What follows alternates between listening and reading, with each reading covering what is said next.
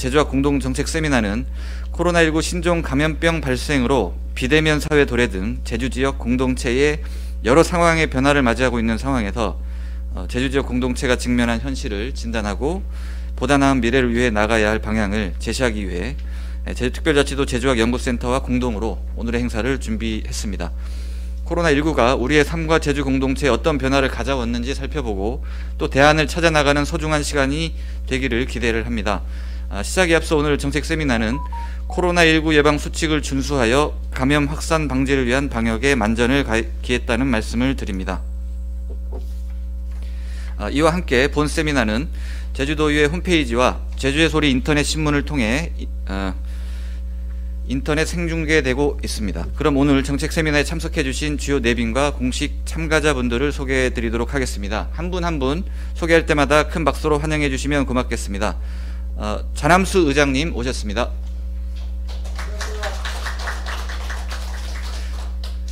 오늘 세미나를 주관하시는 포스트 코로나 대응 특별위원회 강성민 위원장님 오셨습니다. 오늘 세미나를 공동 주관하시는 제주학 연구센터 김순자 센터장님이십니다. 오늘 진행을 좌정을 맡아주시는 한영짐 의원님 오셨습니다. 그리고 오늘 자리를 빛내주신 포스트 코로나 대응 특별위원회 위원님들을 소개해 올리도록 하겠습니다. 고은실 부위원장님 오셨습니다. 박호영 의원님 오셨습니다. 양병우 의원님 오셨습니다.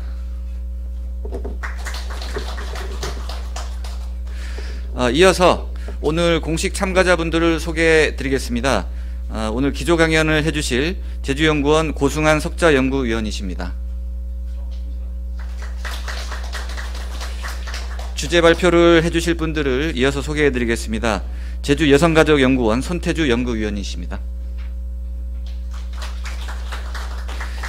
제주 다문화교육복지연구원 황석규 원장님 오셨습니다. 이어서 토론자분들을 가나다 순으로 소개해 드리겠습니다. 제주대학교 생활환경복지학부 민주홍 교수님 오셨습니다. 제주대학교 사회교육과 연미경 교수님 오셨습니다. 제주여민의 정의은숙 정책위원장님 오셨습니다. 제주 외국인 평화공동체 한용길 대표님 오셨습니다.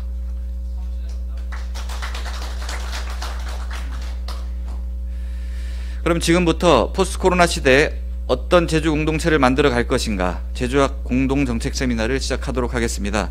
먼저 국기에 대한 경례가 있겠습니다. 일어나시는데 불편함이 없는 분은 앞에 있는 국기를 향해 바로 서 주시기 바랍니다. 국기에 대하여 경례. 바로 모두 자리에 앉아 주시기 바랍니다. 이어서 강성민 제주특별자치도 의회 포스트 코로나 대응 특별위원장께서 개회사를 해주시겠습니다.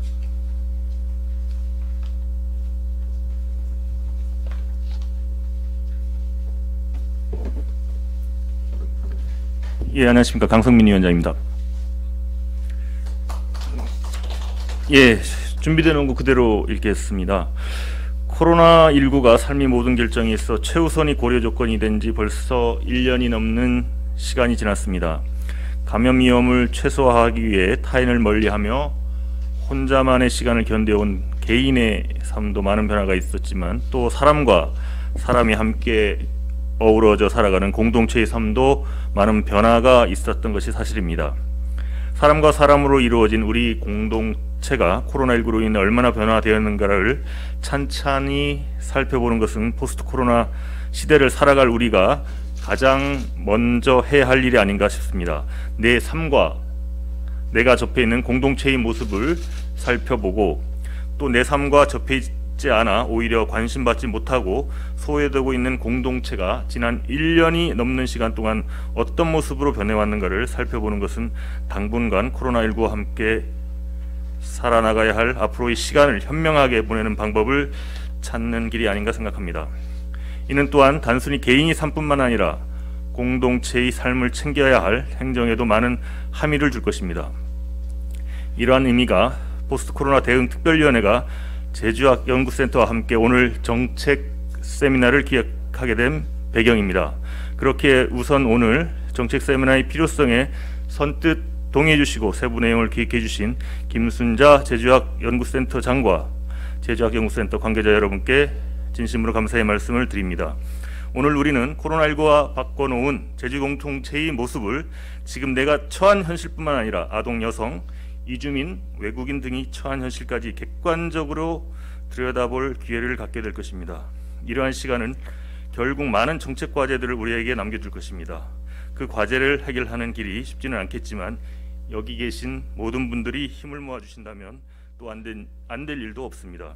바쁘신 와중에도 오늘 포스트 코로나 시대에 어떤 제주 공동체를 만들어 갈 것인가 제주학 공동 정책 세미나에 좋은 발제를 해주시는 세 분의 박사님들께 진심으로 감사의 말씀을 드리며 참석해 주시는 많은 분들이 좋은 논의가 되기를 기대합니다. 특히 오늘 함께해 주신 우리 존경하는 제주도의회 전함수 의장님께도 진심으로 감사의 말씀을 전합니다. 오늘 논의된 여러 정책 대안들이 실제 정책화되어 제주도민들께서 포스트 코로나 시대를 살아가는 데 도움이 되도록 포스트 코로나 대응 특별위원회 또한 힘을 모아나겠다는 말씀을 드리며 개회사를 가름하겠습니다. 참고로 저희들 활동한 거는 자료집 뒤에 보면 나와 있고요. 특히 참여하는 의원님들 명단도 있습니다. 참고로 좀 해주시면 고맙겠습니다. 오늘 참석해 주신 모든 분들께 진심으로 감사의 말씀을 드립니다. 고맙습니다.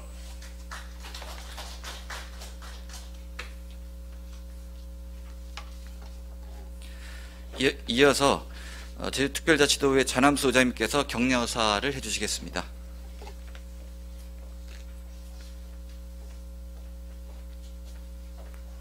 자, 반갑습니다. 반갑습니다.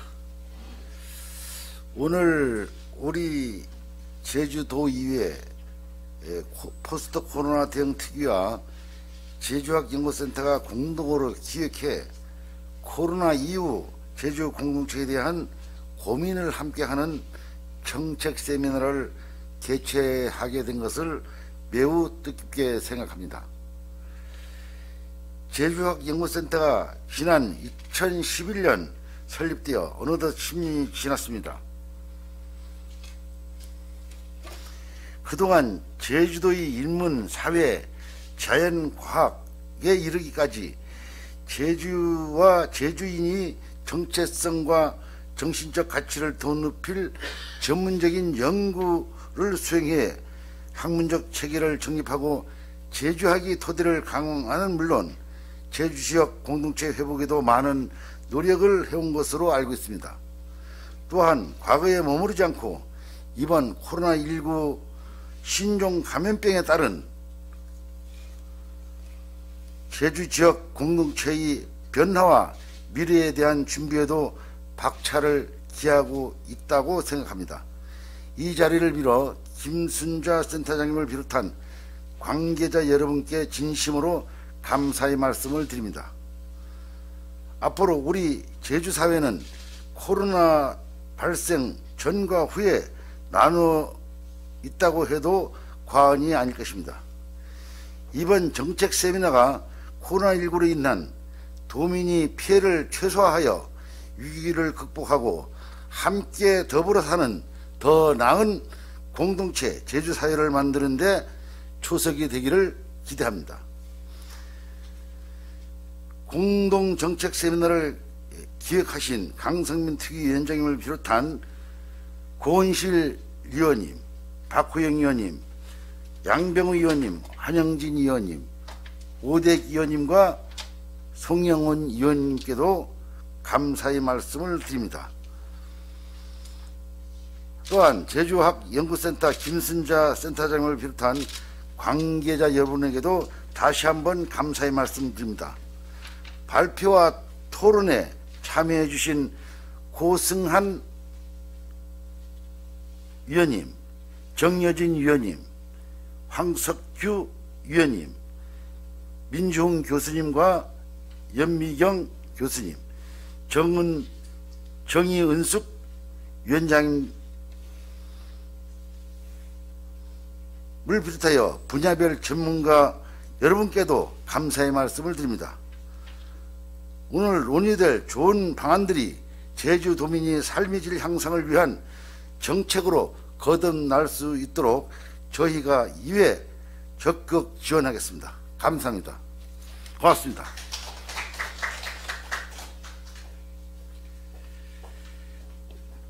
다음으로 제주학연구센터 김순자 센터장님 인사말을 듣도록 하겠습니다.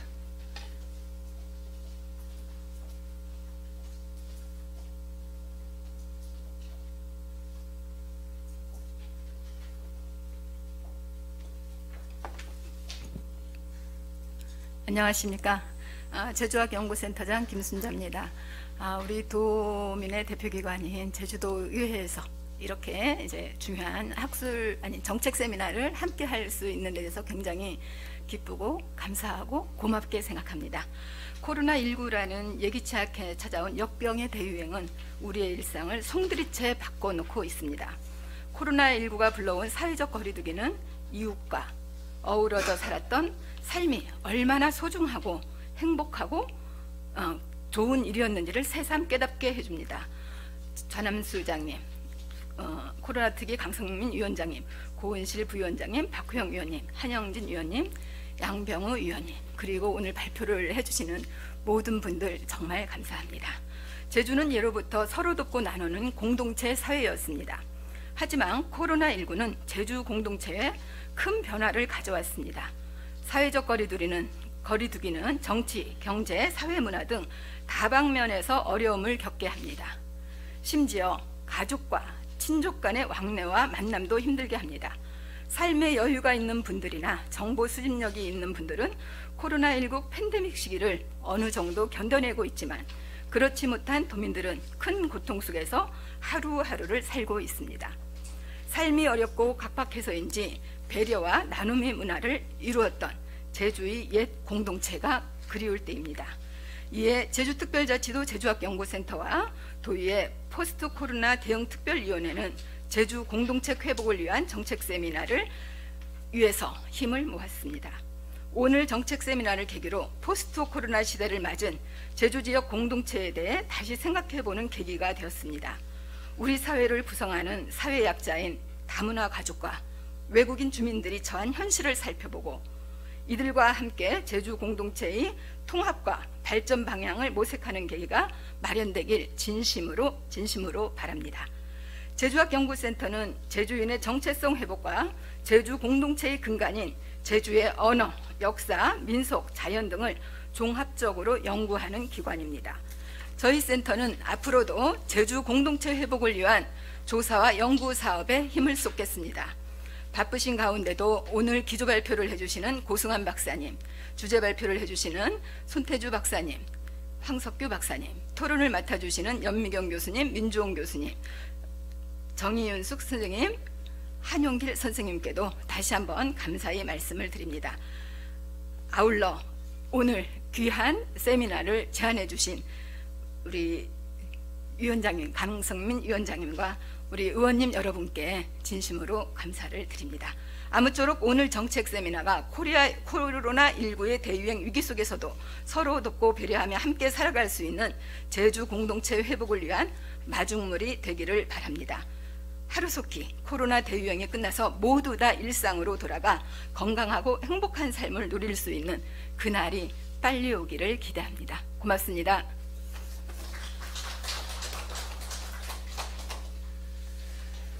고승환 제주연구원 석좌연구위원께서 기조 강연을 해주시도록 하겠습니다. 큰 박수로 청하겠습니다.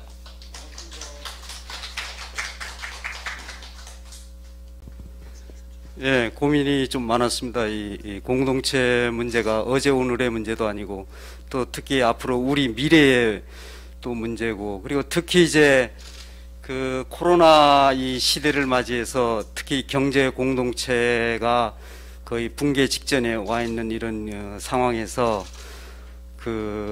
이 제주의 공동체 문제를 어떻게 좀 바라보고 또 어떻게 우리가 성찰을 하고 앞으로 어떤 방향으로 나갈 것인가 해서 저의 오늘 강연은 주로 이제 총체적인 어떤 입장에서 또 개괄적이고 어떤 방향 정도를 우리가 생각하고 또 앞으로 우리 이제 그 행정에서나 도의회에서 어떤 식으로 이거를 이제 접근해 나갈 건지에 대한 그런 이제 입장에서 저 이제 강연을 하도록 하겠습니다.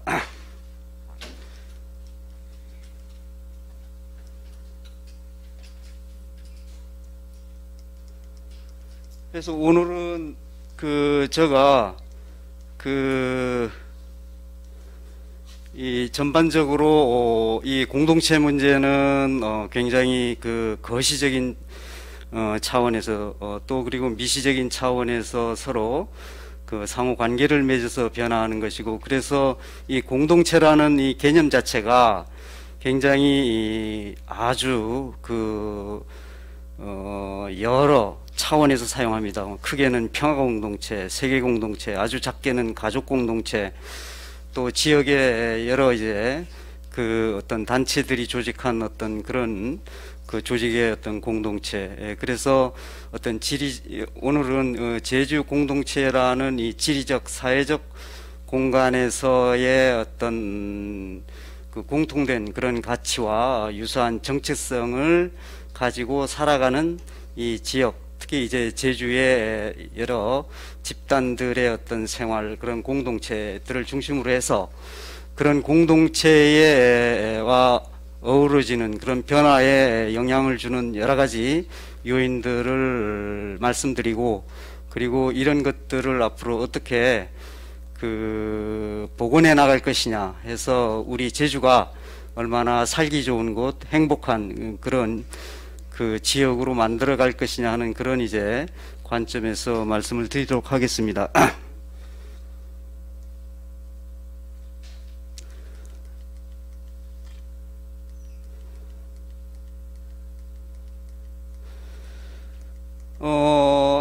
뭐 세상은 엄청 급격하게 변하고 있습니다. 그리고 자본주의라는 이 시장 경제 체제가 고도로 이제 발전해 나가고, 그리고 뭐 인터넷이라든지 SNS라든지 특히 이제 4차 산업혁명이라든지 엄청난 기술적인 그런 발전의 시대를 우리가 살아가고 있고, 그리고 특히 이제 이 자본주의에 대한 전반적인 문제들을 다시 이제 바라보고 그것에 대한 새로운 어떤 대안으로서 창조적 자본주의라는 그런 것들을 논의되고 있습니다. 그래서 지금은 거의 글로벌 사회이고 정보기술이고 제조업 중심의 이게 뭐가 조금 잘못되는 것 같은데,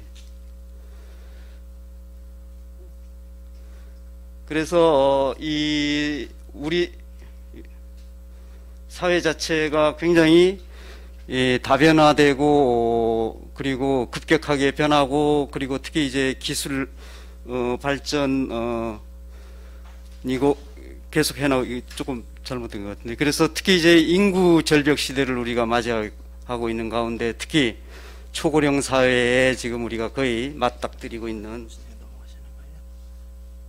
자동적으로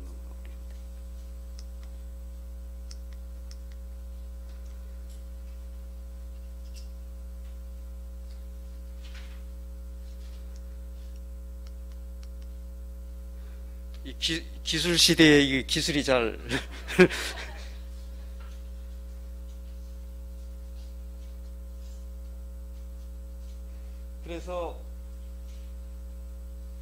그래서 이 앞으로는 로봇과 대화하고 로봇과 함께 살아가는 그런 이제 시대가 오지 않을까 하는 그런 생각도 해봅니다. 그래서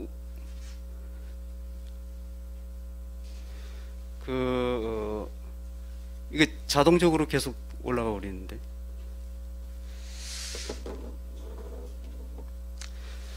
그런 이제 어떤 시대적, 환경적 그런 변화들이 전 세계적으로 또 지역적으로 그런 변화를 겪는 시대에 이제 와 있습니다. 그래서 그런 그 대내적 그런 변화 속에서 제주의 이제 공동체, 이거는 이제 과거에 우리가 굉장히 제주가 여러 가지 이제 그런 요인들, 구조들에 의해서 이제 공동체가 안정이 되고, 그리고 서로 믿고 신뢰하고, 어려우면 도와주고, 상호 이제 교류하고 하는 것들이 자연스럽게 이루어졌는데, 그 시대적 변화에 따라 가지고 그런 것들이 어떤 변화를 겪고 있습니다. 그래서 그런 변화가 그게 긍정적인 변화일 수도 있고 또 부정적인 그런 결과로 나타날 수도 있고, 그래서 그런 부분들을 우리가 조금 더 이제 이해를 하는 차원에서 제가 이제 그 어떤 역사 문화 공동체, 가족 및 생활 공동체, 이제 마을 공동체,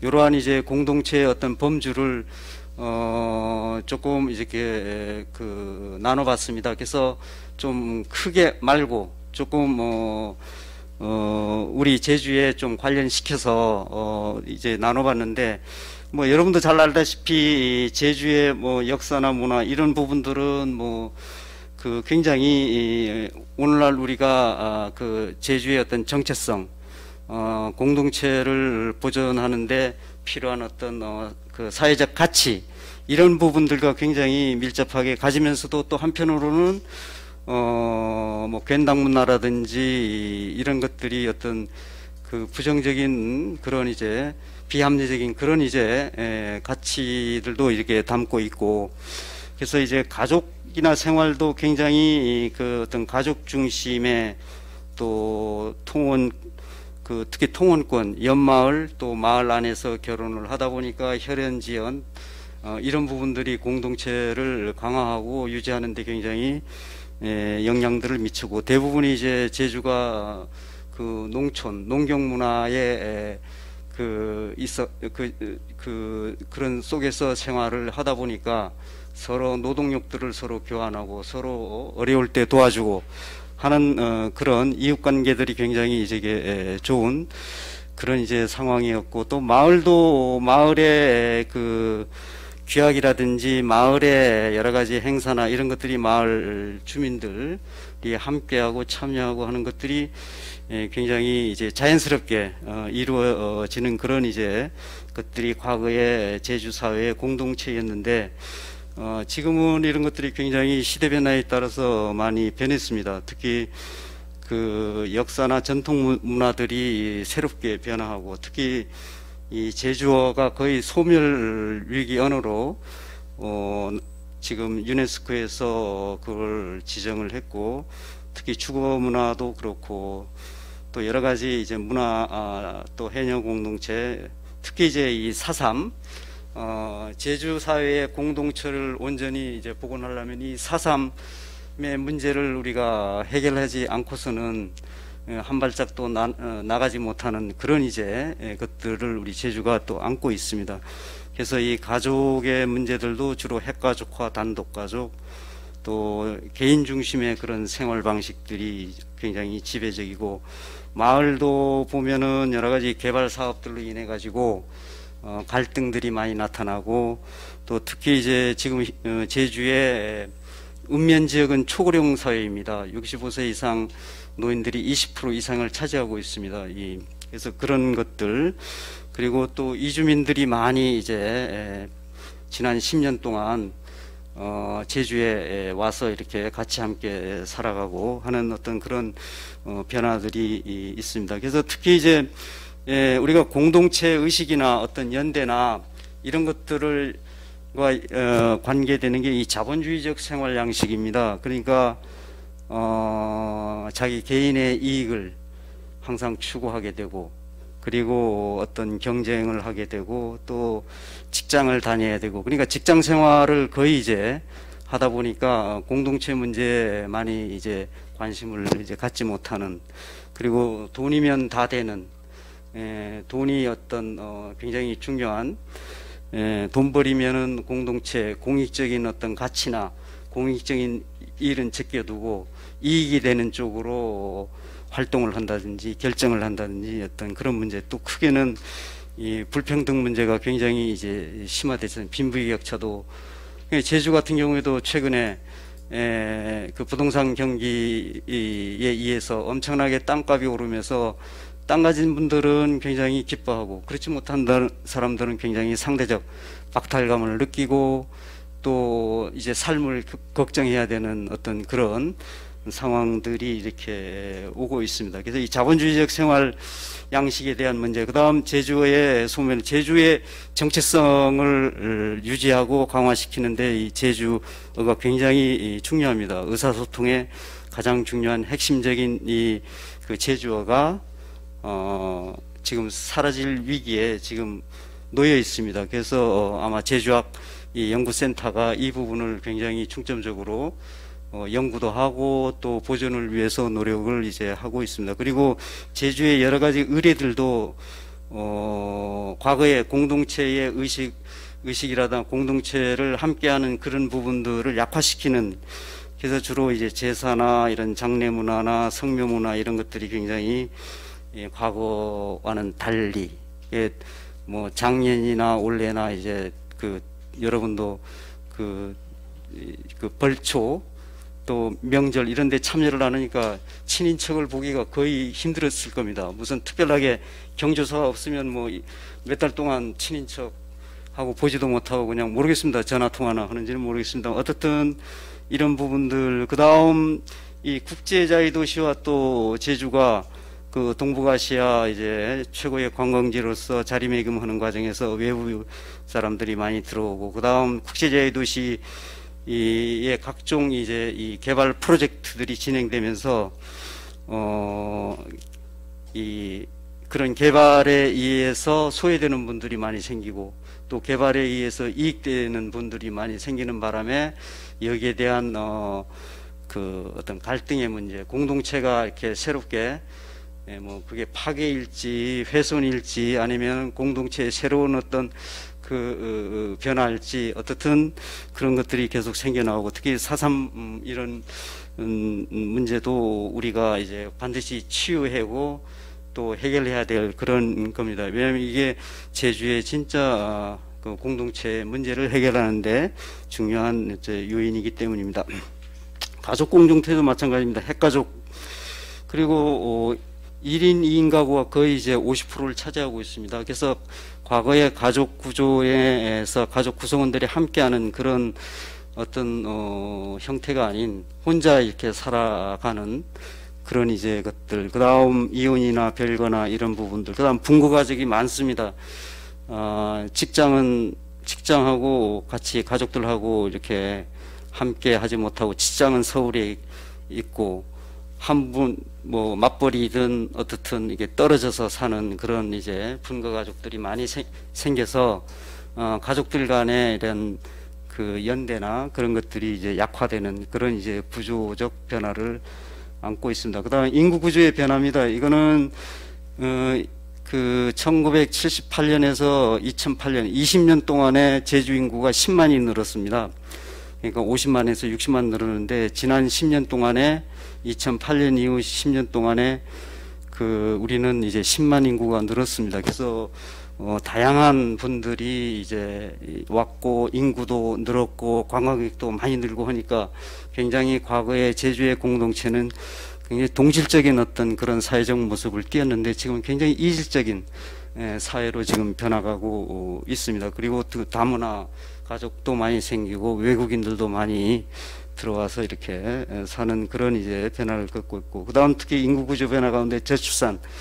그래서 2019년대 제주의 합계 출산율이 1.15명이다. 전국 평균은 0.83명인데 조금 낮긴 낮습니다만은 뭐 50부 100부입니다. 이 문제도 굉장히 그 공동체와 관련된 문제고, 그리고 고령화 속도도 지금 빠르게 진행되고 있고, 이 주거 형태도 그렇습니다. 아파트에 이 단독 가구보다는 아파트나 다세대 가구들이 많이 생기면서 이웃 간의 그 소통이나 관계 맺는 것이 과거보단 그렇게 이제 그 어떤 빈도라든지 강도라든지 이런 것들이 약해지고, 그다음 이 도시 생활 복합이어서 이제 농촌 생활의 변화가 이렇게 있어서, 특히 농어촌 지역들이 인구 소멸 지역이어서 거의 공동화 현상들을 겪고 있습니다. 그래서 과연 제주의 읍면 지역의 초고령 사회로 가는데 과연 이 공동체를 누가 이거를 이렇게 함께 해 나가는데 그걸 이제 어떤 정책이든 어떤 프로그램이든 여기에 마련을 해줄 수 있을까 하는 것들이 고민 사항입니다. 그리고 이제 그런 것에 비해서 다양한 사회조직이 많이 생깁니다. 이익단체들, NGO, NPO, 종교 동아리 이런 활동들이 또 생기면서 한쪽에서는 공동체 의식이나 이런 것들이 약화되면서 다른 한편으로 이런 새로운 조직들이 생기면서 또 공동체의 어떤 문제들에 관심을 갖고 새로운 형태의 어떤 공동체 문화들을 만드는 그런 이제 이것들도 이제 생기고, 그 다음이 디지털 시대입니다. 이 뭐 인터넷, 스마트폰, SNS, 이제 카카오, 톡, 이 채팅, 뭐 밴드, 이런 이제 새로운 형태의 소통, 공간 구조들이 생기면서 거기에 들어온 사람들끼리 서로의 어떤 사이버 이런 공동체들이 또 생겨나는, 그래서 굉장히 정보들을 서로 교환하고 함께 뭔가 사회 문제에 관심을 갖는, 그러다 보니까 예를 들어서 어떤 이제 그 사이버 안에서 어떤 뭐 부분들을 함께 하자 해가지고 모여서 그런 것들이 사회 운동으로 확산되는 그런 것들을 만드는 것입니다. 마을에도 이런 변화들이 많습니다. 각종 수익 사업으로 인해 가지고 불안화 갈등이 많이 생기면서 이 공동체를 거의 이제 이 대립이나 분열시키는, 특히 이제 여러분도 잘 알다시피 이런 행정구조 개편이나 해군기지 건설, 특히 최근에 이제 제2공항 이런 문제, 다양한 어떤 지역사회 이런 개발 이런 것들이 공동체에 분열을 하고 갈등하고 이런 데 불씨를 던져주고, 또 그런 것들을 잘 해결하지 못하면은 그런 것들이 트라우마로 생겨가지고 사람들을 신뢰 안 하고 어떤 일을 함께 하자 해도 참여를 안 하는 이제 그런 것들이 이 마을에서도 지금 현재 진행 중입니다. 특히 이제 이 코로나 시대에는 경제생활 공동체가 거의 바닥을 치고 있습니다. 굉장히 힘듭니다. 특히 제주는 관광산업과 서비스 산업이 절대 다수의 산업 구조의 그 비중을 차지하고 있는데, 관광객도 엄청 이렇게 줄어들었고, 이 숙박, 도매, 음식, 뭐 전세버스. 그래서 최근에 어떤 분이 말씀하기로 전세버스가 제주에 한 1,800대가 되는데 지금 한 80여 대밖에 운행이 안 된다더라고요. 그냥 학생들 그 등하교 통근하는데 나머지는 다 지금 스탑이 되고, 정부나 우리 지자체는 그냥 긴급재난지원금만 이렇게 지원해주는 그런. 근데 이제 그 돈 지원금의 문제가 아니고 가족 그 내부에 들어가면 굉장히 불화도 있고 싸움도 잦고 알코올 술도 많이 마시게 되고, 그러다 보니까 가정폭력들이 생기고, 그래서 이제 저희 이제 이웃에도 이제 아시아나 항공에 다니는 그 정규직 직원이 1년간 지금 무급휴직 상태랍니다. 그러니까 이제 남편이 평소에 안 하던 걸 집에 와서 한답니다. 막 목소리가 커지고 짜증내고 술도 자주 먹고 아이들하고 이렇게 하는데도 사이도 좋지 않고 폭력 행사를 안 할 뿐이지 이 코로나 이전하고는 확실히. 그래서 이 재난기금만 지원해주는 이 문제가 아니고 과연 이런 시대에 그런 가족들이 안고 있는 근본적인 문제들이 뭔지에 대한 것들을 좀 제대로 좀 파악을 해서 지원책들을 마련을 이제 해야 되지 않을까 하는 그런 생각이 듭니다.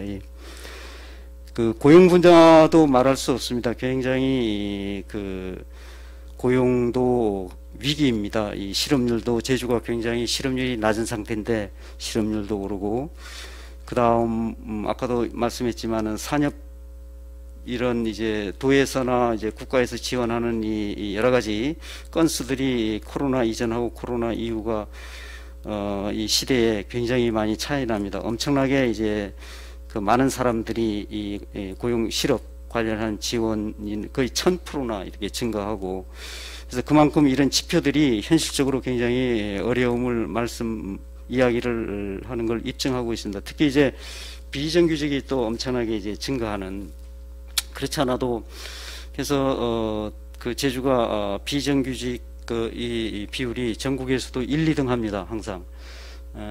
그러는 사이에 또 이 코로나 사태를 맞이해서 그 거의 이제 48% 임금 근로자 가운데 거의 48%가 지금 비정규직 근로자입니다. 그래서 굉장히 경제적으로 이제 어려운 그런 측면에 있고, 그리고 이 삶의 공동체들, 특히 사회적 거리두기를 하니까 굉장히 피로감도 누적되고 타인과의 사회적 관계 형성에도 여러 가지 어려움이 있고, 또 특히 이제 가족 돌봄 이런 문제들도 이렇게 어려움을 이제 갖고 있습니다.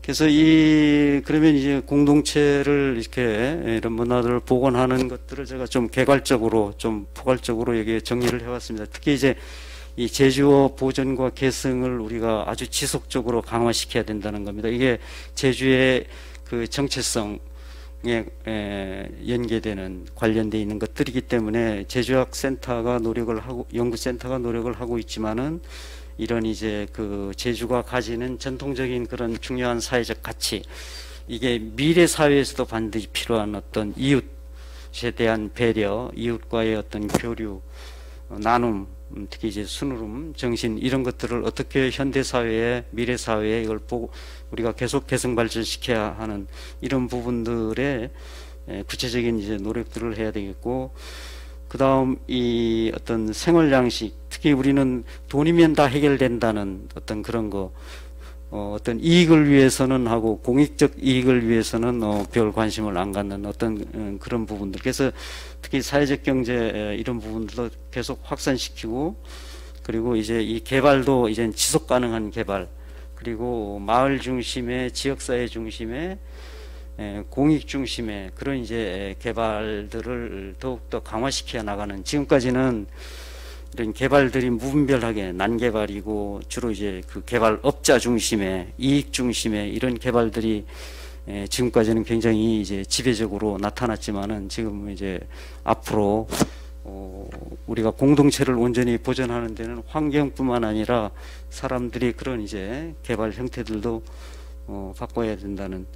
중요한 건 이제 오늘 이제 뭐 구체적으로 주제 발표하겠습니다. 이 가족 공동체입니다. 가족 공동체는 이것도 굉장히 다양한 정책적 사업들이 지금 진행하고 있습니다. 그래서 이런 부분들을 우리가 공동체 문화와 공동체 새로운 어떤 만들기와 어느 정도 이런 것들을 관련되어 있는지들을 이제 살펴봐야 되겠고, 그 다음 이 풀뿌리 민주주의입니다. 이 제주의 지방자치, 지방분권의 그런 차원에서 특별자치도가 만들어졌고, 그리고 이런 부분들이 지금 이제 지난 2006년 이후에 그 해오고 있지만은 도민들이 과연 얼마나 이렇게 제주의 그 자치를 통한 주민들의 참여를 통한 공동체의 이것들이 강화됐는지 하는 부분입니다. 그래서 그런 공동체 문제들을 관심 가지려면 역시 이제 풀뿌리 민주주의가 굉장히 강하게 뿌리를 내려야 되지 않을까 하는 그런 차원에서 이 기초단체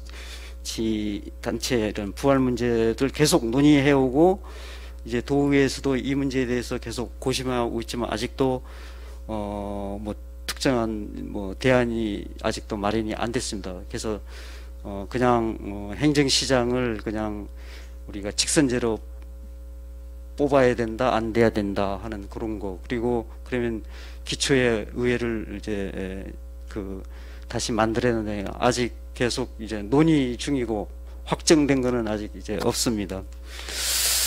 그 다음이 갈등 문제입니다. 이 갈등이 굉장히 지역사회 문제들을 공동체에 그런 것들을 어렵게 하고 있습니다. 그래서 이 갈등 관리나 예방 이런 것들이 철저하게 잘 내실화돼야 되고, 트라우마, 갈등으로 인한 트라우마 이런 문제들도 좀 살펴봐야 되겠고, 그다음 문화의 다양성, 인구 구조가 굉장히 변화하고 이주민들도 많이 오고 하니까 이런 어떤 문화의 다양성이나 다원주의를 포용하는 그런 것들이 중요하고, 마을 공동체 내부에서의 어떤 그 리더십, 민주적 리더십을 양성해 나가는 문제, 그리고 마을 만들기 사업에 좀 공익성을 우선해야 되는. 근데 마을에서 하는 사업들이 주로 보면은 주로 이제 마을에 무슨 소득 증대나 또 마을의 어떤 발전을 위해서 인프라를 만들고 하는 것들을 하다 보면은 주로 이렇게 마을 주민들이 진짜 이제 공동체 회복에 과연 이 사업들이 필요한지에 대한 것들을 사실 그 의문을 갖는, 그래서 거기도 보면은 참여하는 사람들만 참여하고 또 그 이익을 갖는 사람들만 갖고 하는 그런 것들이 이제 마을 공동체 내부에서 이제 자원 분배의 공정성, 이런 것들을 다시 한번 되돌아봐야 되는. 그래서 이 제주 공동체 문화를 복원하는데 일단은 접근을 좀 총체적으로 지금 해야 되겠다. 어느 하나에 이렇게 각 부분별로 할 게 아니고 이거를 전체를 좀 우리가 잘 파악을 해서, 그래서 오늘 이 코로나 이제 그 특별 대응 여기 우리 강성민 위원장님이 이걸 하시는데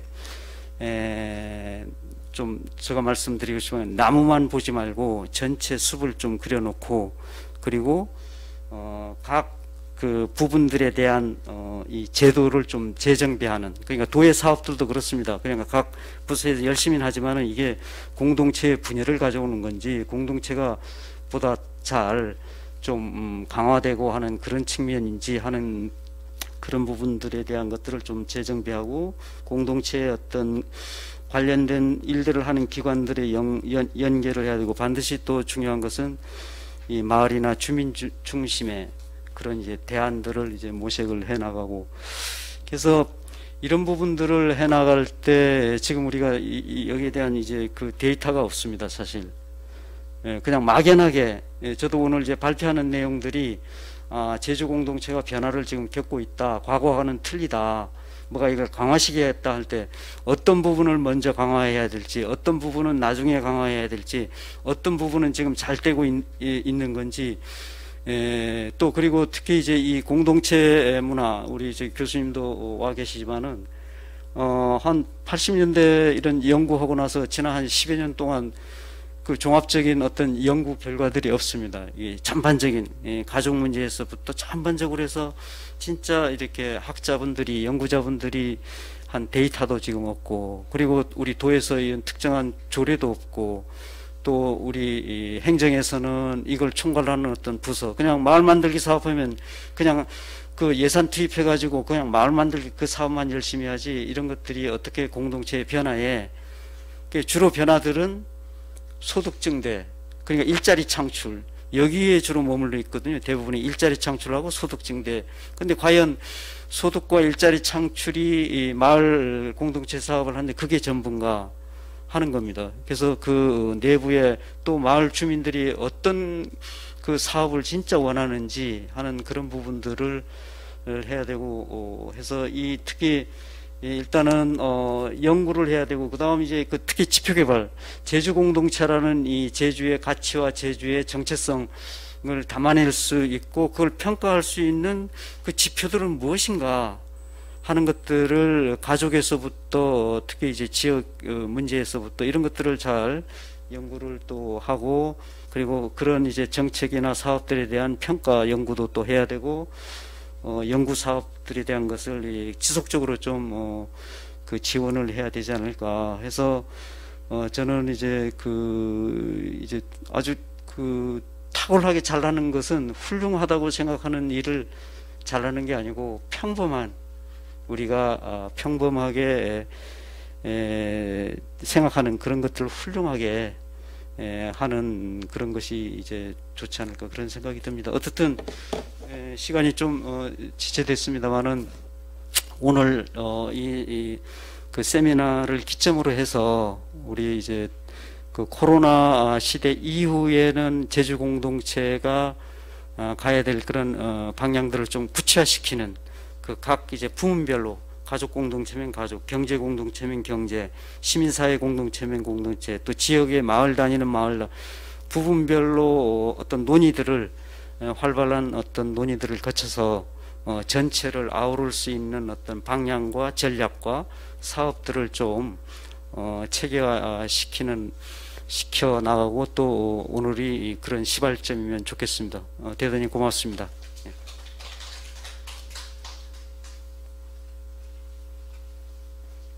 네, 고승환 박사님 감사합니다. 그 두 번째 순서로 손태주 여성가족연구원 연구위원께서 코로나19와 제주 지역 가족의 변화에 대해서 주제 발표해 주시겠습니다.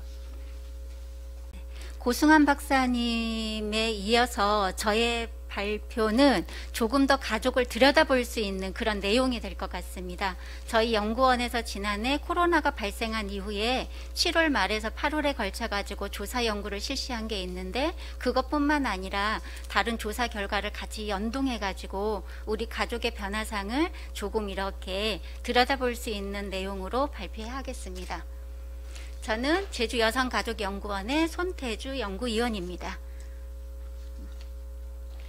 지난해 갑자기 진행된 코로나 팬데믹은 우리 사회의 새로운 사회 규범을 촉발하는 변화를 만들어냈습니다. 고강도 사회적 거리두기는 사회적 피난처인 가족의 기능을 더욱 강화해서 과거로 회귀하는 모습을 만들어냈고, 이런 이유들로 가족의 갈등과 가족 폭력의 증가는 물론 서비스 업계 종사자의 대다수를 차지하는 여성이나 이주자 등의 일자리 실종, 그리고 실업, 이러한 사회 구조적으로 취약한 계층과 세대와 젠더에 따른 불평등을 지속적으로 확대해 나갔습니다. 코로나 위기에서 어떻게 변화하고 심화되고 있는가에 대한 진단을 통해서 새로운 사회적 합의의 대안을 마련해야 할 때라고 보여집니다. 코로나19 국민 위험 인식 조사 결과를 살펴보면 코로나가 처음 발생한 시점인 지난해 1월에 보다 평균이 41.2점에서 평균이 58점으로 1차와 2차 조사 결과에서 차이를 두었는데요.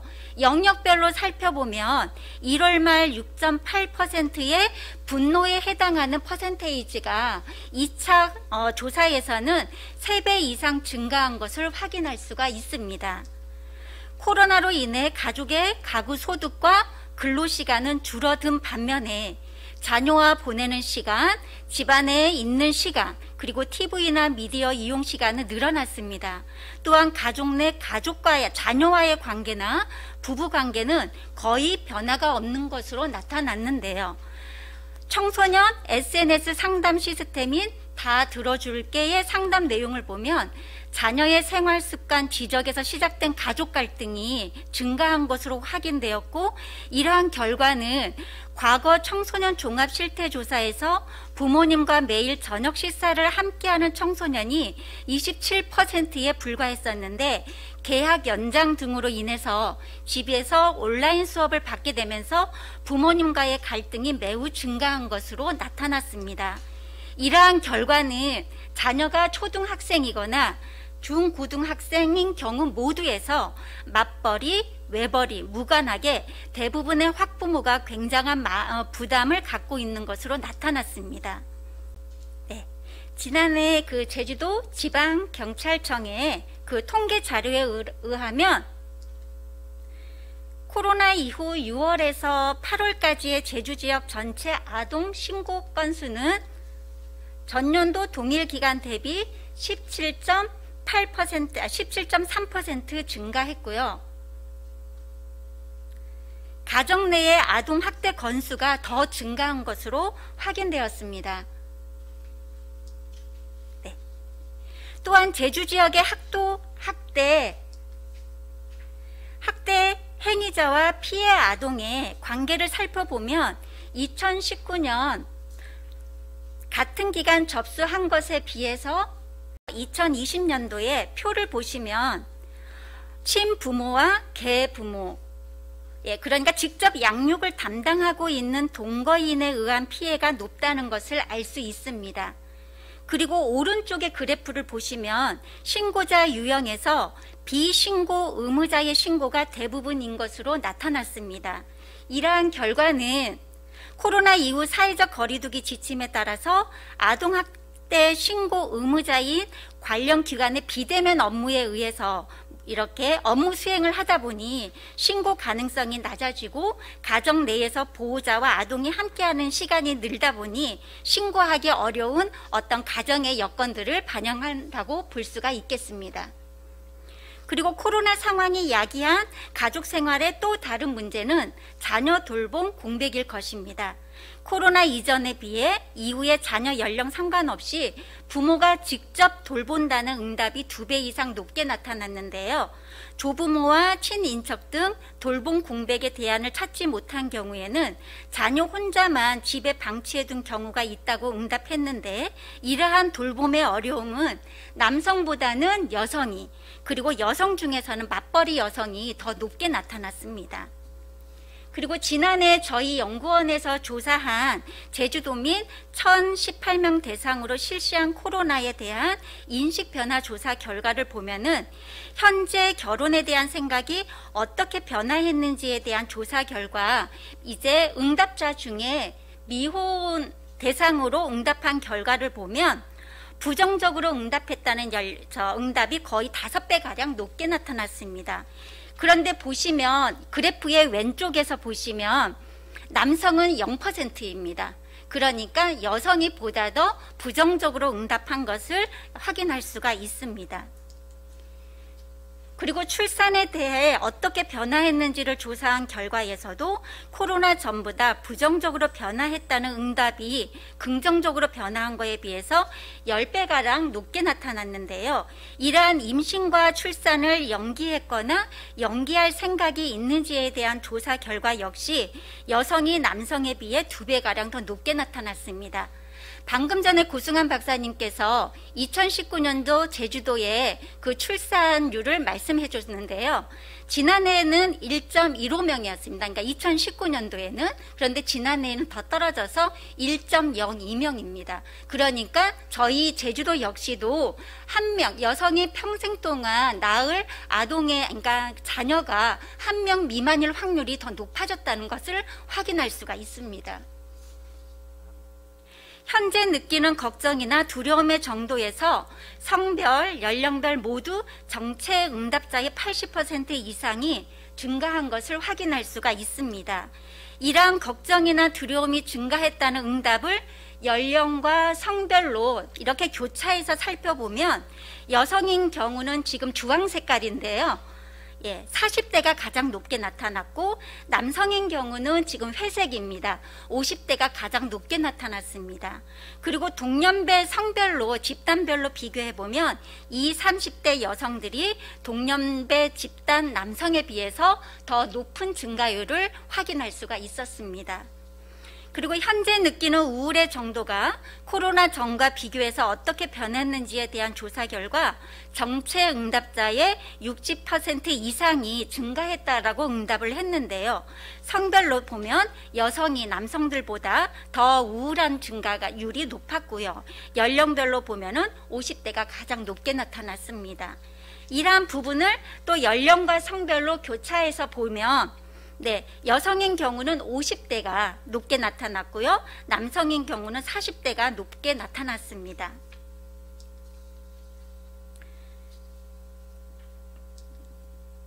그리고 배우자와의 관계에서도 보면 이렇게 보면 지금 여성인 경우에 남성보다 더 높게 나타났고, 가구 소득으로 보면 지금 가구 소득의 가장 왼쪽인데요. 200만 원 이하의, 그러니까 소득이 낮은 가정일수록 배우자의 관계가 더 부정적으로 이렇게 변화되고 있는 것을 확인할 수가 있습니다.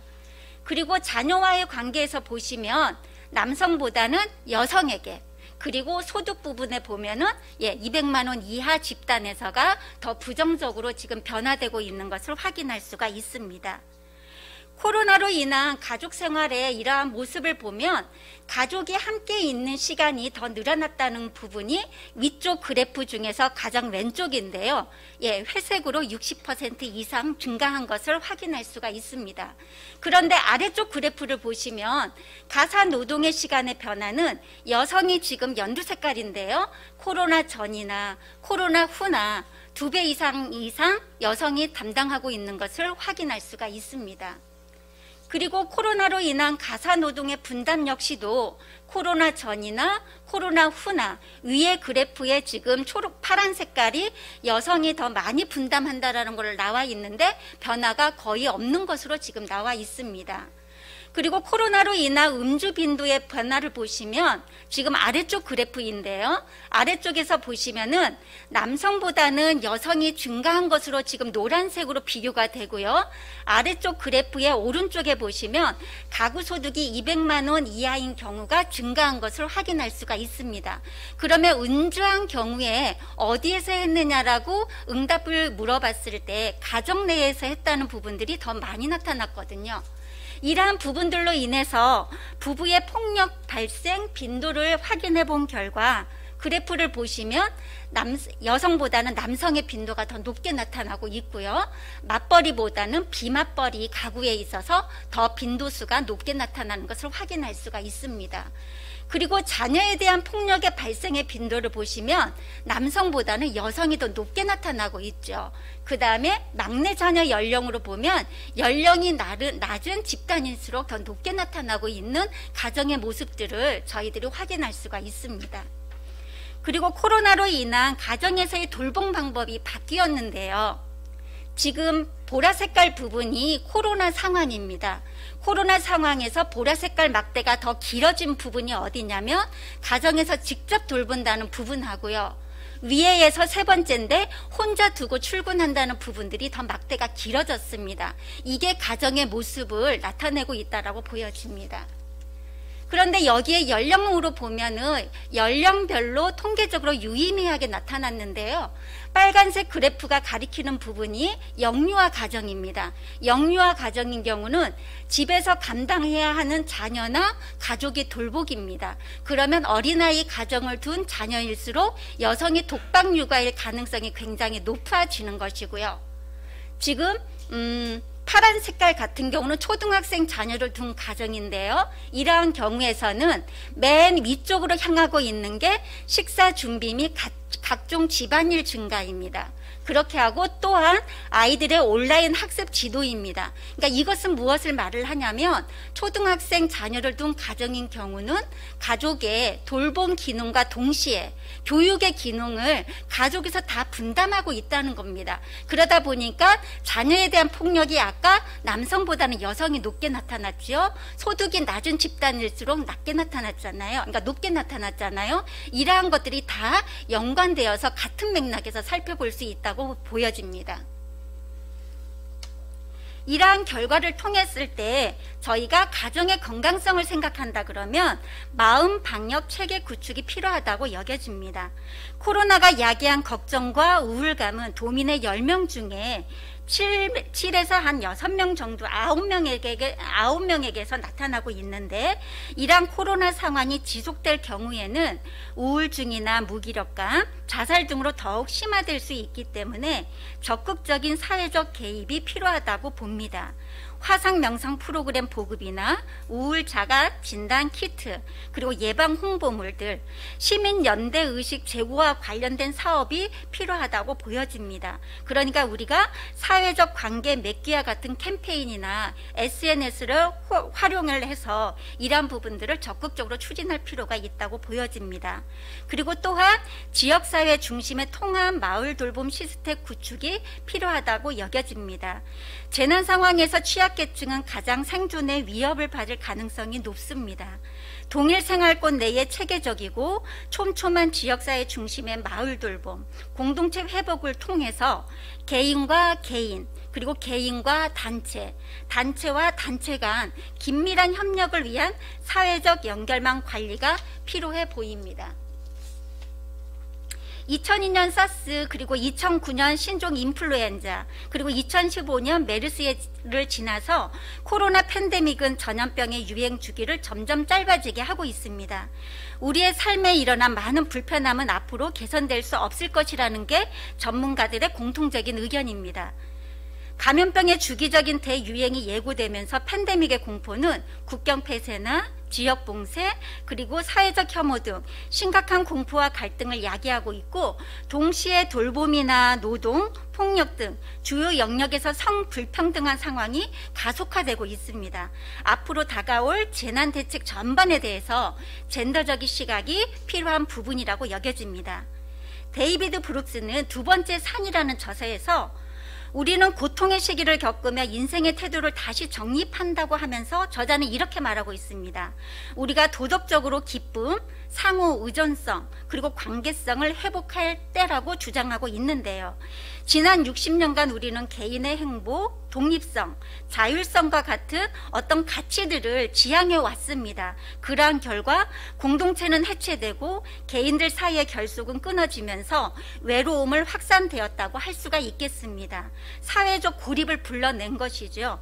그렇기 때문에 위기 상황에서 가장 취약한 계층은 누구인지, 그리고 재난과 교차되어서 불평등을 야기하는 조건들은 무엇인지 우리가 살펴보고 사회 구조적으로 문제 해결을 정말 앞장서야 될 것이라고 보여집니다. 이상 발표 마치겠습니다.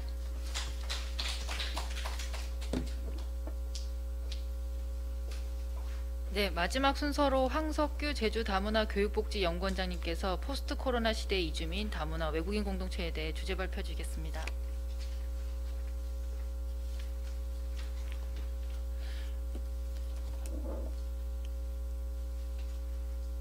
제주 다문화 교육복지연구원 원장 황석규입니다. 예, 저 주제가 포스트 코로나 시대의 이주민, 다문화, 외국인 공동체인데요. 코로나 시대의 이주에 대해서 어떻게 생각할 것인가 하는 게 가장 중요한 주제인 것 같습니다.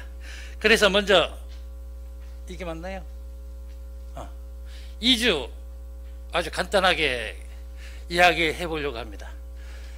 그냥 반더릉이라고 하고, 독일어로는 반더릉입니다. 이동한다 하는 얘기입니다. 다른 지역으로 이동한다라고 표현될 수가 있겠습니다. 이 종류에는 국내 이주, 국외 이주, 귀환 이주, 펜달 이주, 시즌, 계절에 따른 이주 등 여러 가지가 있습니다. 그리고 2010년에 세계 이주민은 2억 2천만 명, 전 세계의 3.5%입니다. 따라서 3.5%가 이 다문화라고 표현되는 가장 기준점이 될 수 있다고 할 수 있겠습니다. 이주 요인으로는 사회 안전망 붕괴입니다. 전쟁이나 체제 붕괴가 일어나서 나타나는 현상입니다. 이라크, 스리랑카, 아프가니스탄, 예멘, 시리아 등등이 그렇습니다. 빈곤은 옛날에는 여기에 한국도 포함되어 있었습니다. 디아스포라는 민족과 종교에 따라서 이주가 일어나는 현상입니다. 자연환경은 기후가 파괴돼서 일어나는 현상이라고 할 수 있습니다. 한국은 2000년대 이후에 가장 많은 국외 이주자가 지속해서 진행되고 있습니다. 그런데 이 이야기를 하는 이유는 저희 주제가 이주민, 다문화, 외국인 공동체라고 되어 있는데, 저는 이 개념 자체가 다 마음에 들지 않습니다. 도대체 뭔지를 모르겠습니다. 그리고 물론 개념은 시공간에 따라서 변화할 수 있습니다. 의미를 달리할 수도 있습니다. 그러나 정말 제주의 사람들에 맞는 개념인지 아니면 한국에 맞는 개념인지 도대체 저는 알 수가 없습니다. 물론 여기에는 저희와 같은 전문가들이 큰 실수를 하고 있다 하는 건 분명히 말씀드릴 수가 있습니다. 앞으로 후학분들은 개념 정리를 잘 하시고 그 의미를 제대로 부여해 주시기 바랍니다.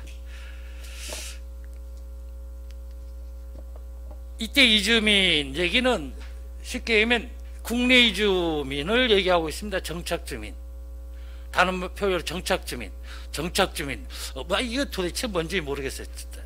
세계에서 처음 나온 단어 같아요. 물론 이것도 제주에 맞게 의미를 부여하면 좋습니다. 오히려 더 나을 수도 있습니다. 그런데 국내 이주가 맞습니다. 그리고 다문화를 좀 아시는 분들은 잘 아시겠지만 이 단어는 미국에서 왔고 우리 한국 게 아닙니다. 이것도 전문가들이 오류죠. 따라서 지금 여기서 주제어로 저한테 부탁한 것은 국제결혼이주 여성, 다문화 가족, 다문화 자녀들을 얘기하라, 이런 얘기인 것 같고요. 외국인 공동체인 경우는 사실은 모두 합치면 다 외국인 공동체예요. 뭐 근로자만 외국인 공동체입니까? 다문화 이주민 다 합쳐도, 국내 이주는 빼고 다문화 합치면 다 외국인 공동체죠. 그런데 다문화하고 떨어져 놓으니까 외국인 공동체는 제가 이해하기에는 이게 외국인 근로자만을 얘기하는 건가? 저는 도대체 알 수가 없습니다.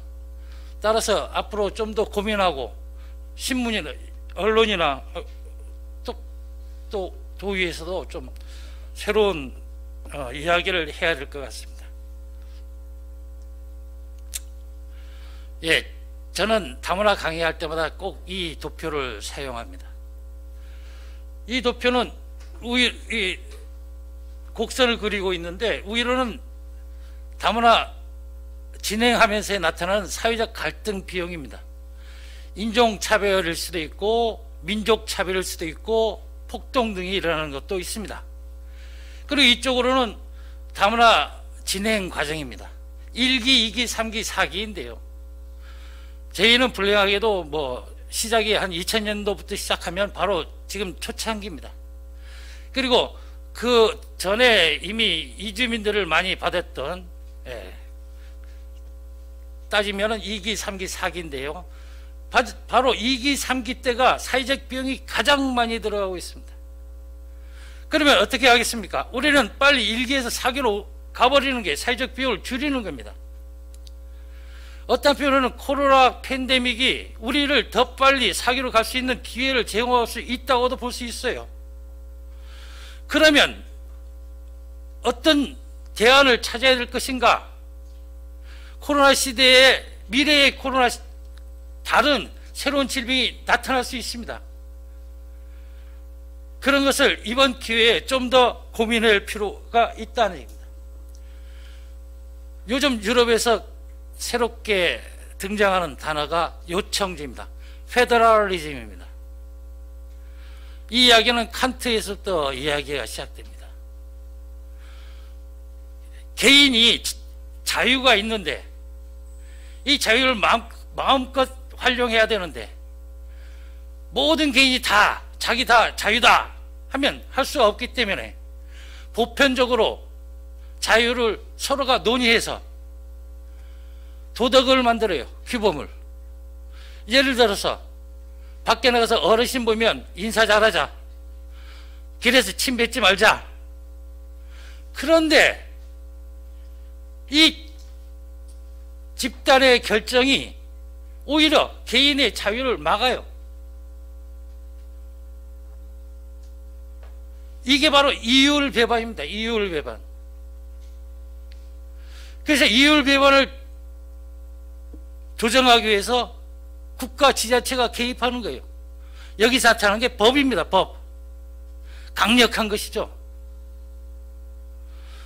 따라서 전쟁 시기 그리고 식민지 시대를 만드는 국가, 민족 국가의 출범을 얘기할 때 바로 이 요청주의가 드러나는 겁니다. 독일이여 힘을 모으라. 우리 함께 나아가자. 국민에게 요청하는 겁니다.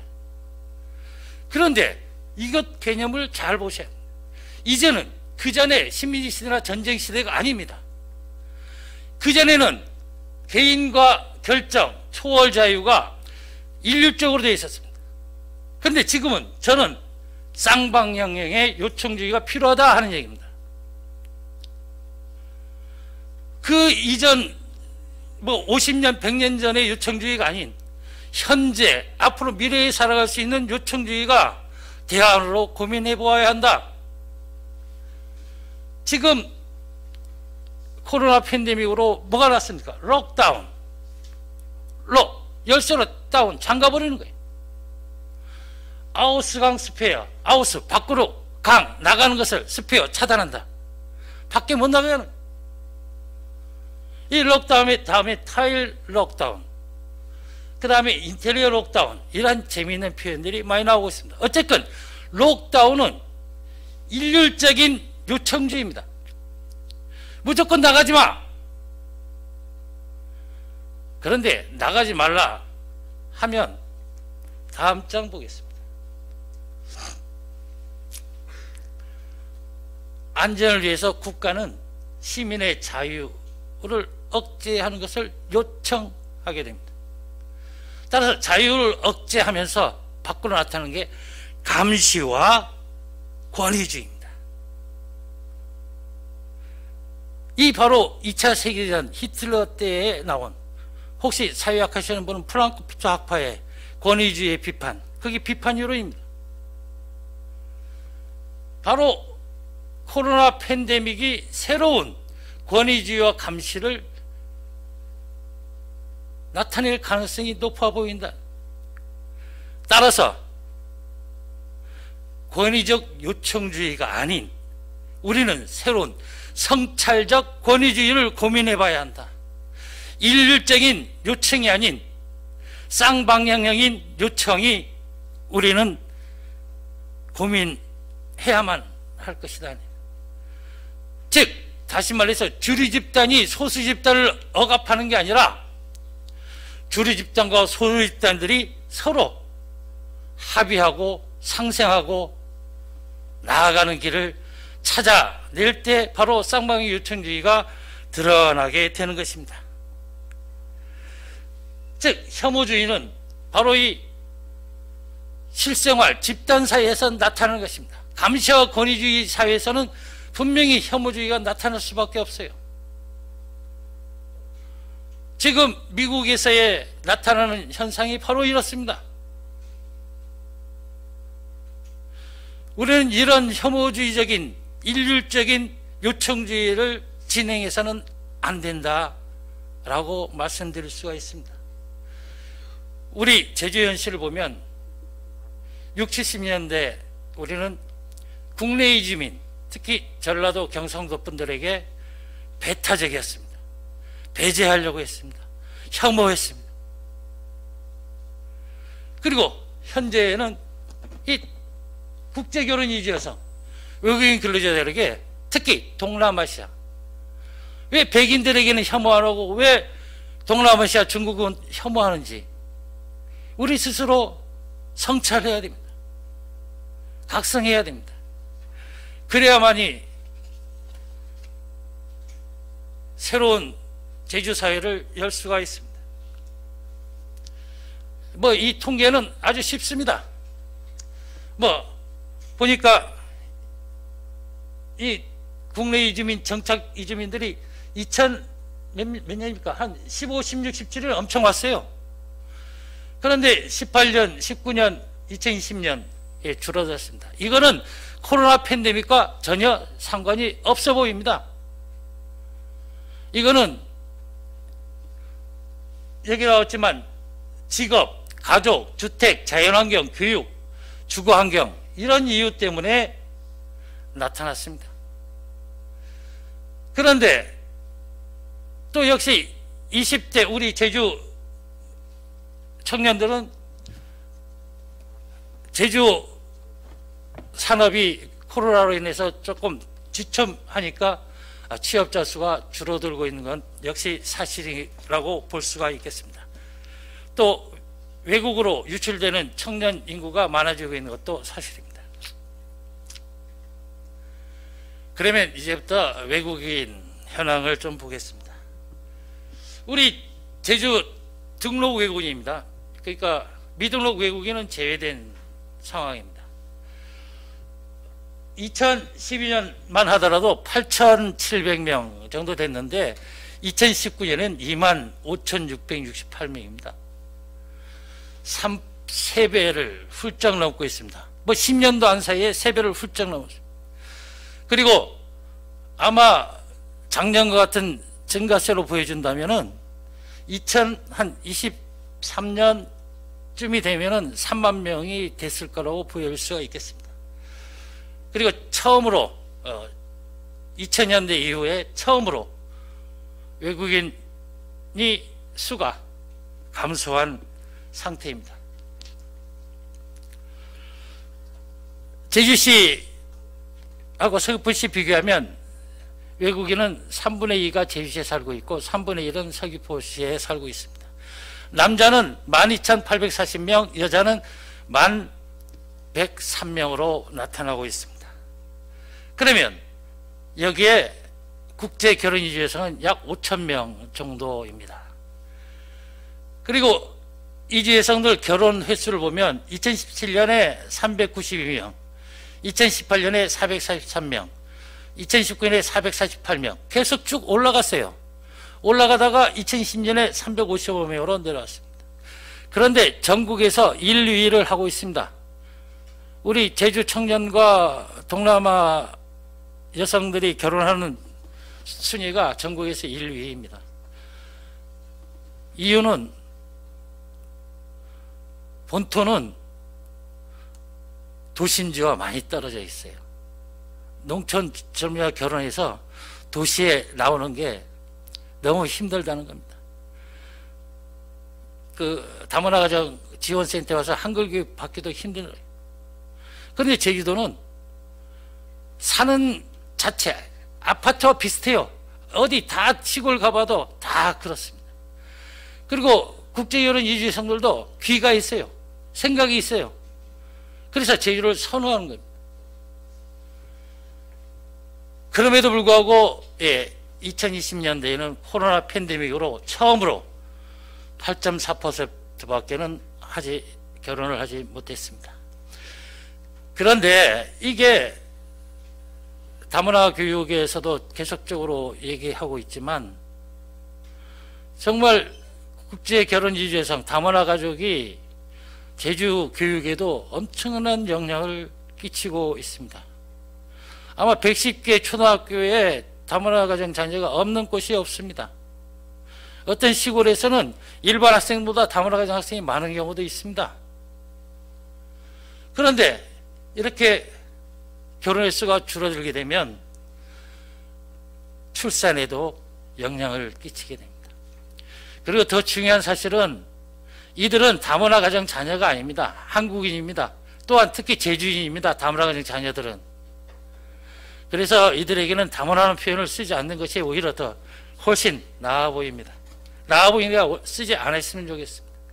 그러나 물론 행정적으로 지원적인 측면에서 고려를 해야 되기 때문에 그런 것도 한계가 있다고 할 수 있겠습니다.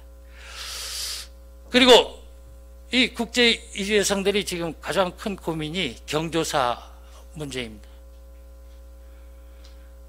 부모님이 돌아가실 나이 아니고 대부분은 지금 할아버지 할머니 돌아가실 나이고 동생들 그리고 누나 언니들이 결혼할 나이인데, 그런데 이 경사는 괜찮은데 조사인 경우에는 상당히 이 국경이 폐쇄돼서 상당히 어려운 상태에 놓여 있습니다.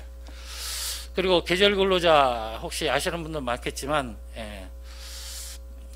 방문 국제결혼 이주 여성 친척들이 방문해서 우리 농업에 종사하는 계절 근로자들이 많은데 이분들도 감소하고 있는데 일조를 하고 있습니다.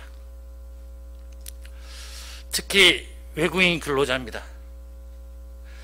외국인 근로자는 전문직 대학에 있는 사람 빼고 전문직은 빼겠습니다. 별로 많지도 않습니다. 그리고 영어 가르치는 외국인 영어권 사람들 빼고 실제로 우리 제주 경제의 가장 중요한 일꾼들인 E9 비전문 취업 수가 약 600명가량 줄었습니다. 그리고 선원 취업은 거의 10명밖에 줄지 않은 걸로 나타나서 좀 다행입니다.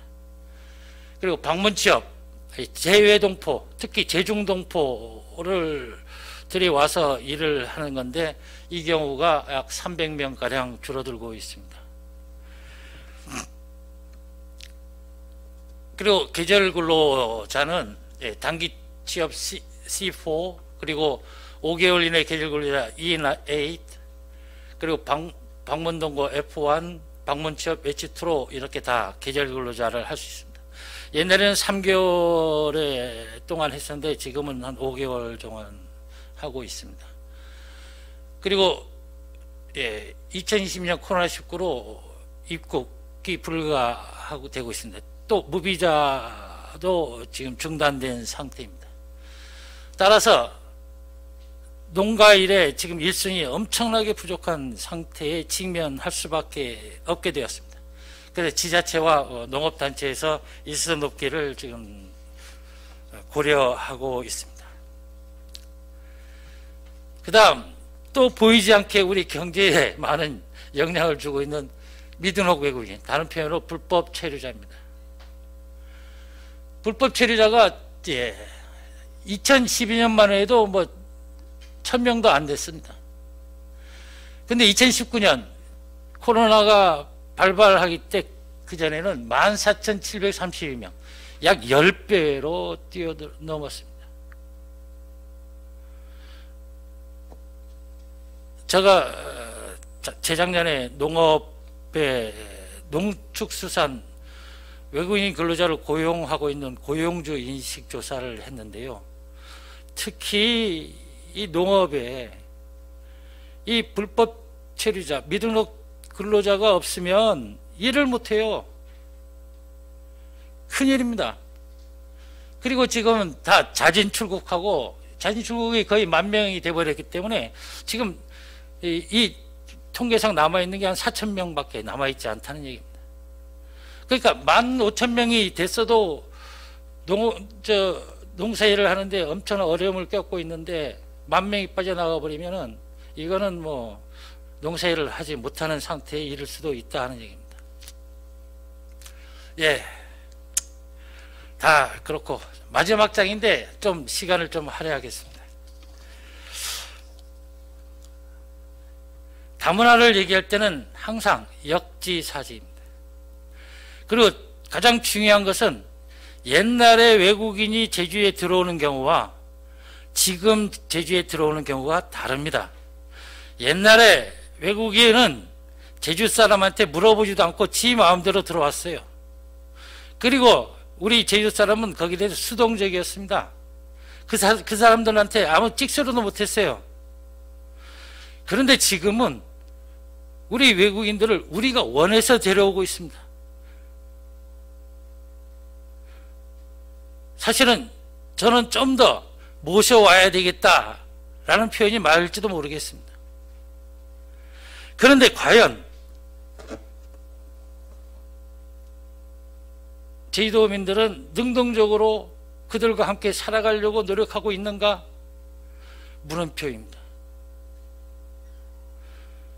솔직히 우리 청년들 3대 이쪽 일 합니까? 최저임금 받고 일을 할까요? 이거는 모두 물어봐도 100% 안 한답니다. 따라서 다시 한번 우리 제주 사람들은 제1교포분들이 생활했던 것을 다시 한번 생각해 봐야 합니다. 이게 바로 역지사지입니다.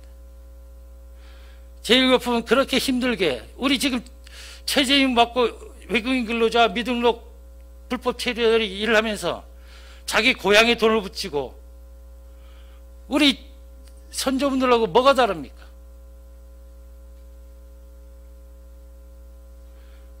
우리 선조분들이 일본에서 얼마나 핍박받고 혐오당하고 배제당하고, 지금도 여러분들 아십니까?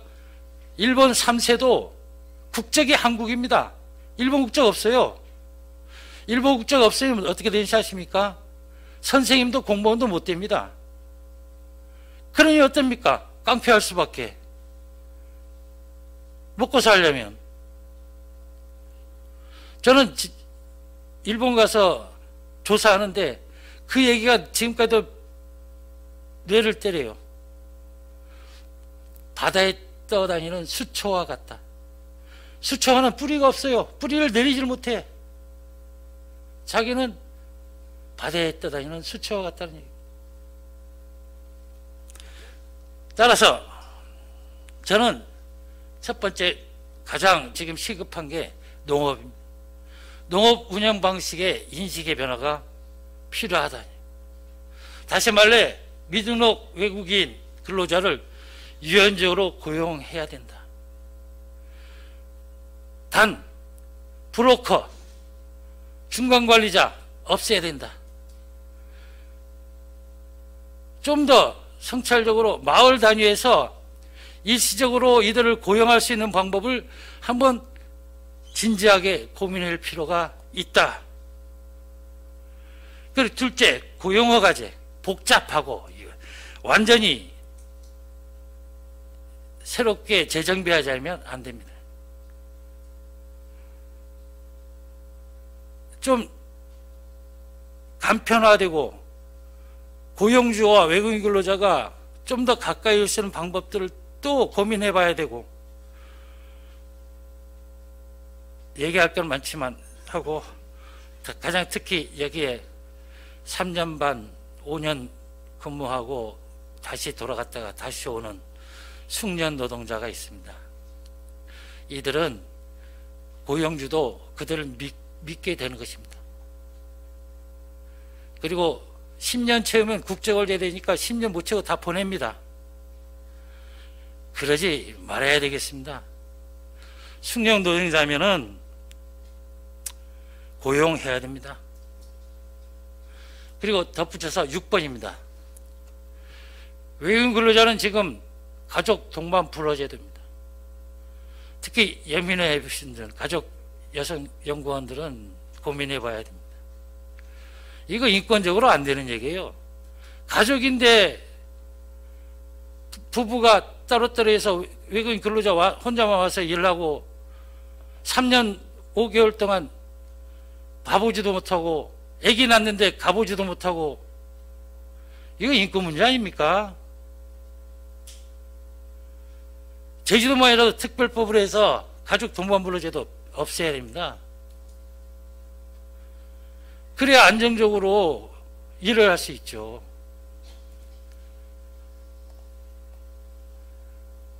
그 다음에 지금 코로나19에 가장 먼저 시급히 설치해야 될 게 도에서 자가격리시설을 외국인 근로자로 만들어야 됩니다. 지금 외국인 근로자 선원, 양식장 이런 데 격리시설이 지금 숙박시설이 엉망입니다. 물론 중앙정부에서 작년부터 숙박시설 개선하지 않으면 외국인 근로자 고용 못하겠다 얘기하고 있지만 눈 가리고 아웅입니다. 그리고 외국인 근로자가 지금 들어오면 자격이 14일 해줘야 그 공장도 안정을 찾습니다. 거기 방 하나 다시 새롭게 만들어서 거기 감금하면 거기는 같은 외국인 근로자 안 만나겠습니까? 그래서 거기에 폐쇄되면 정부에서 그거 모두가 배상할 수 없습니다. 그래서 외국인이 들어오는 외국인 근로자들은 바로 도에서 자가격리 시설로 가서 14일 하고 검사하고 아주 편안한 마음으로 자신의 직장에 들어갈 수 있도록 해야만 됩니다.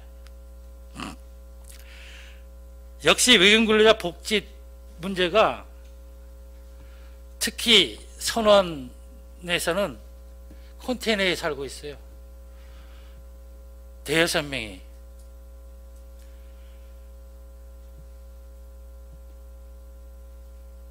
그 중에서 얘기해 보니까 만족하는 사람도 있더라고요. 그런데 제가 조사하면서 보는 견해로는 이거는 함께 살아가는 분위기는 아니다 라고 느껴집니다. 그래서 좀 더 그런 것에 세밀하게 고민해 보아야 할 때라고 생각합니다. 따라서 저는 외국인 근로자에 대한 고용센터가 새로 저희도에서는 고민해야 된다. 지금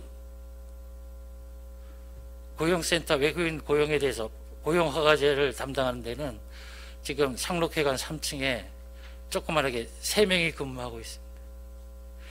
그리고 외국인 근로자뿐만 아니라 다문화 가족, 다문화 자녀 통합적인 시스템이 필요합니다. 다른 선진국에서는 다 이민부서, 이민처들이 다 만들어져서 운영되고 있습니다. 앞으로 한국 또 제주가 더욱더 발전해 나가면 우리가 막는다 해도 막을 수가 없습니다. 외국인은 계속 증가할 수밖에 없습니다. 우리가 망하게 되면 안 옵니다. 특히 저는